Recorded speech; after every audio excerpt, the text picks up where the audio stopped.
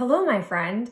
I know it's been quite some time since you've seen my beautiful face on screen, but I've really been enjoying filming overhead recently, and I have a roundup of items that I've recently chosen to remove from my collection, and I wanted to try out this style of filming for a declutter compared to what I've done in the past. So I'd love your feedback on if you like this mode of sharing when I'm decluttering over having me sit and show you in front of the camera. Please give me your feedback. But I have mostly makeup brushes, a few lip products, and a hand cream along with a palette that we're saying goodbye to. So let's go ahead and dive in. So the very first item we be saying goodbye to is this hand lotion.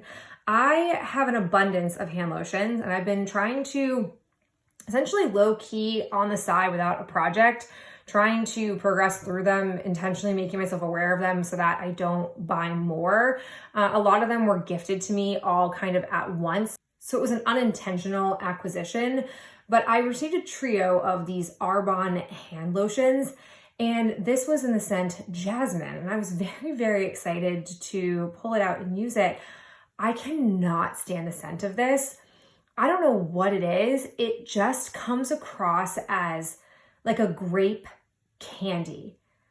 I don't know how that's possible. I don't know what's going on with that, but I applied it a few times, and I apply this at night when I get into bed as part of my nighttime right before I start reading routine. And the smell of it is distracting. I can't stand it. And because I have other hand creams, I'm just going to say bye-bye to this one, especially since I didn't buy it. I had it gifted to me, and I will try something else in the trio and see if it works. The actual lotion itself isn't bad. It's not the thickest of formulas. It's on the thinner side, but it's really moisturizing.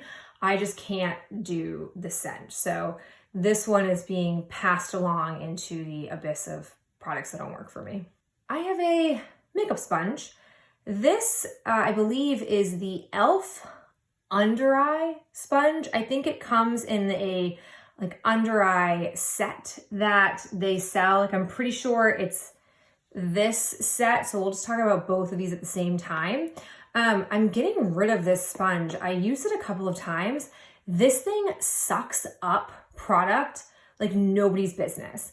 I like the idea of it as not an under eye sponge, but just an all over face sponge, because I like the smallness of the shape of being able to kind of get into all the crevices of your face. I had to use twice as much foundation than I normally would. Even with a beauty blender, I had to use more because this thing is so absorbent. It's so porous, and it's so squishy and just very, very thin material, which I thought would be nice, but no. I cannot afford to have half of my foundation get pumped into the sponge and remain there. So for that reason, I'm getting rid of it. And then I'm getting rid of the corresponding brush, which is the Blending Perfector. So I got this thinking that it might be a similar version of this. This is the e.l.f. Flawless Concealer Brush, which I love for packing in my under eye concealer. And they seem like they will be similar, but they're just not. This is much more squat, and you can see here doesn't have as much surface area as this one does. And so I don't really love the way this feels being pressed into my under eye area, and I don't feel that it's as good of a blend as what I get from the Flawless Concealer Brush. So I'm getting rid of this and just keeping the one brush that I really, really like. I don't ever need to have two brushes like this, to be honest, because I spray my brushes every day and then I deep clean them once a week. So the reality is I don't need to have multiple of the same kind of any brush, and you'll kind of see that trend as we move more into the brushes that I'm saying goodbye to. In a similar fashion, I'm saying goodbye to my e.l.f. stipple brush. This, I don't know if it's from a travel set or if it's just another collection that they offer, but I was intrigued by it because I really do like stipple brushes. But when I stack it up against my two favorites, I do have two favorite stipple brushes. I have my Real Techniques stippling brush, which just looking at this, I much prefer the width or circumference of this circle compared to this one. I really like using this for cream blush. I think it is the perfect circumference for being able to put blush on my cheek area and effectively blend it out. And then when I stacked it up against my original e.l.f. stippling brush, the brush here, I like to use this for cream bronzer in particular. And I feel like this shape is much better suited for those contours of my face. So based on having two favorites and this not being able to stack up against them means that it has no place in my collection. The last brush that goes in that same category of decluttering reasons we've mentioned, I don't know what brand this is. I feel like this is some cursive here. Schmiss Glam. I don't know. This came in an Ipsy bag, if I do recall. It came in some subscription box. It's a pretty one, but I ultimately find that I have two other highlighting brushes that I really prefer to use instead, both from Real Techniques. I have their setting brush that I use for highlighter and the angled highlighter brush.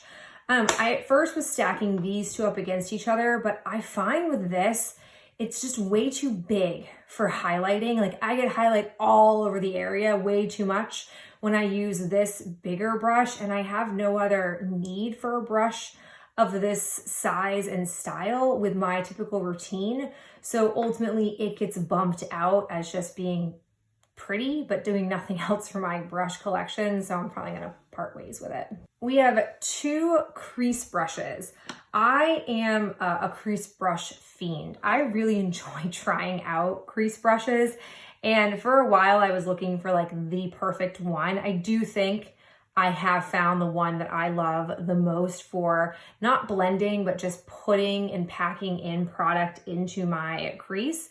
So I no longer feel like these have a place in my collection because I have, at this point, I think like 4 or 5 other crease brushes that still exist that I really like.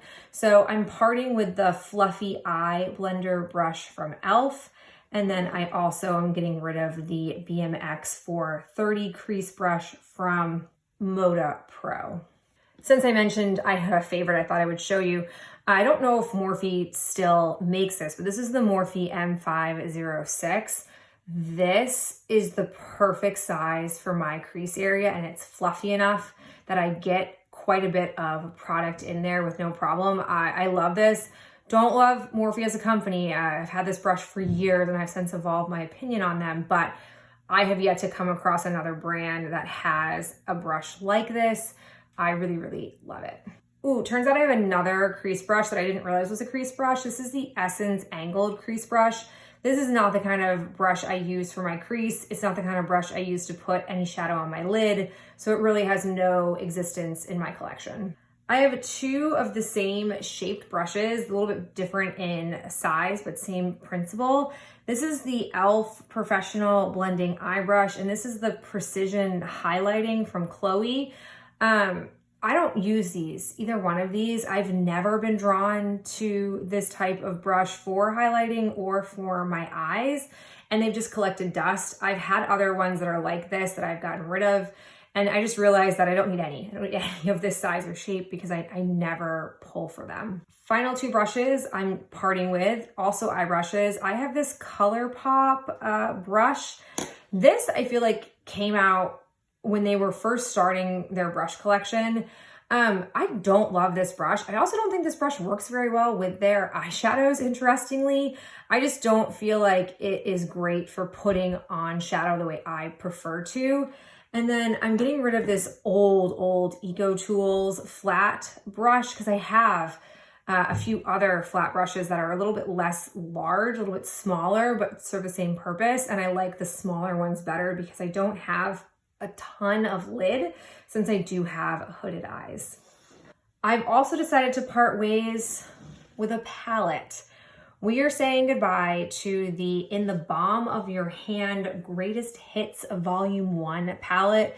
First off, I love the idea of this palette, but sadly, it's, 1, very old, but 2, never really made its mark in my collection. Essentially, if you've never seen this palette before, you have one section here which gives you face products, and then down here you have different eyeshadows plus this Mary Luminizer, which can serve as a highlighter or an eyeshadow. I think for me, the reason I never am drawn to it is because I don't feel this is the most cohesive palette. And that's kind of its intention. I mean, it's meant to be the greatest hits. So it gives you just sort of their, greatest. So it gives you a smattering of shades. But because of that, I don't really pull out multiple palettes to create one look with. And although I like some of these face products, I never think to pull this out when I think of blushes and bronzer.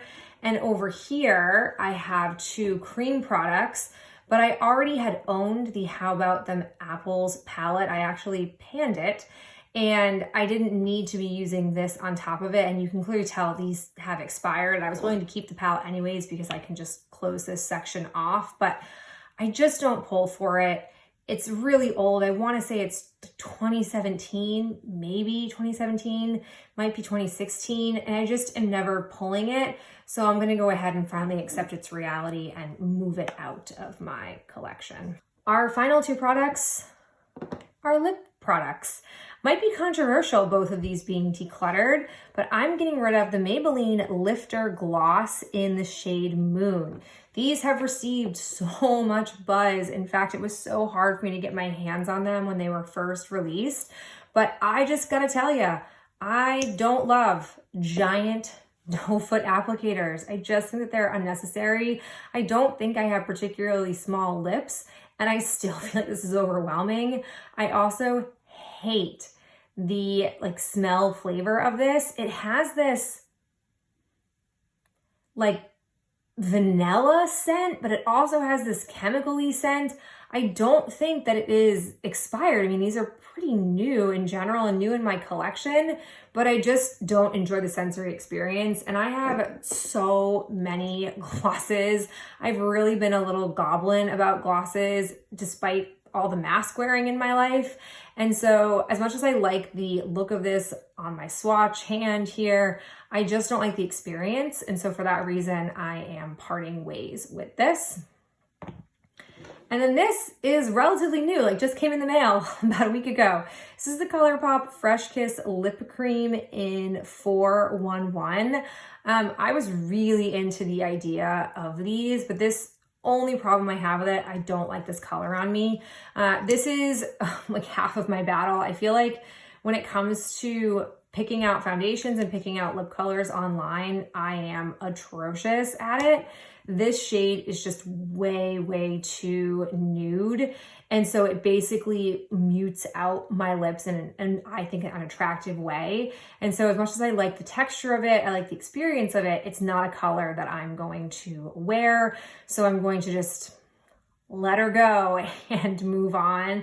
And I'm not sure I'll ever actually get anything from the Fresh Kiss line because I'm just not sure there's a color at this point in the collection that I really feel would work for me. Maybe if I saw these in stores at an Ulta, I might feel differently if I can see it in person, but based on my online experience, I just don't think I have found the right color from this collection for me.